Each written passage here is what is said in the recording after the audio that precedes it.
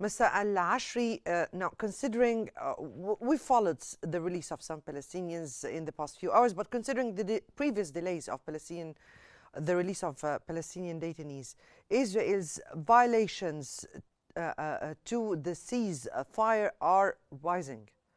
What is your assessment of the situation?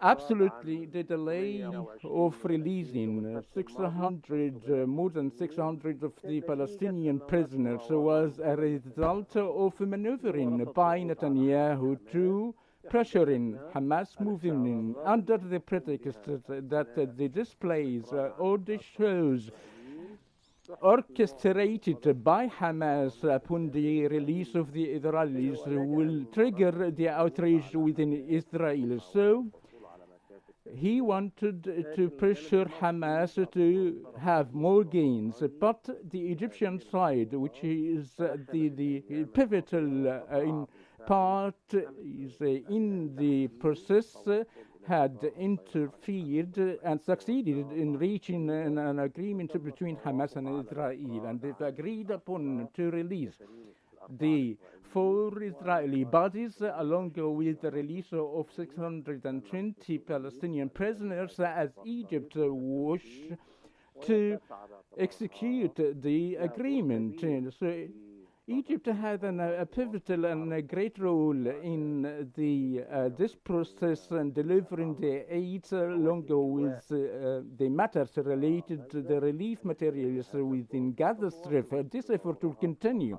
Egypt will continue to play its role in the future, but the concern is up to Netanyahu that is creating more derails, creating more pretexts in order to make sure the exiting of Gaza or the handing over or demilitarize the movement, and everyone will be shocked of great obstacles, as Netanyahu wishes to do so in a bid to maintain his government and to keep it out of the fold. So we fear that the negotiations in the future will increase more radicalism and into the Israeli cabinet, and it is the much concern about it is that the timeline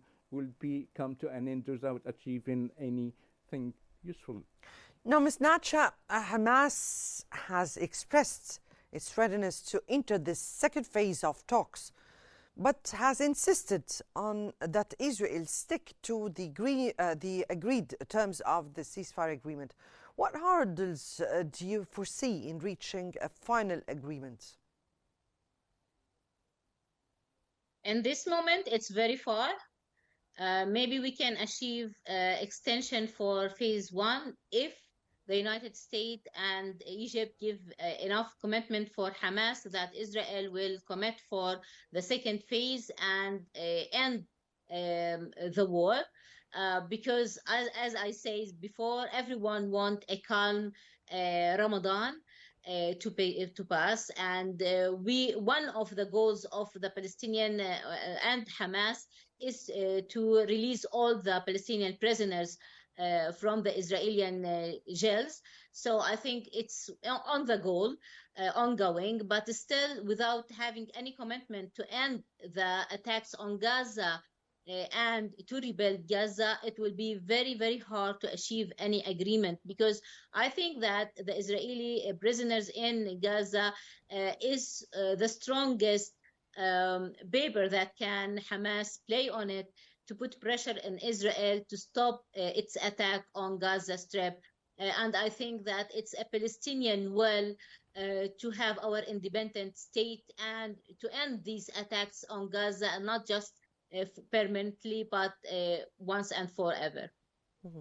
So actually, with both sides holding strong positions and the U.S. calling for progress, what diplomatic measures could help break any deadlock, and what would encourage both Israel and Hamas to fulfill the terms of the second phase or go into the second phase of the ceasefire?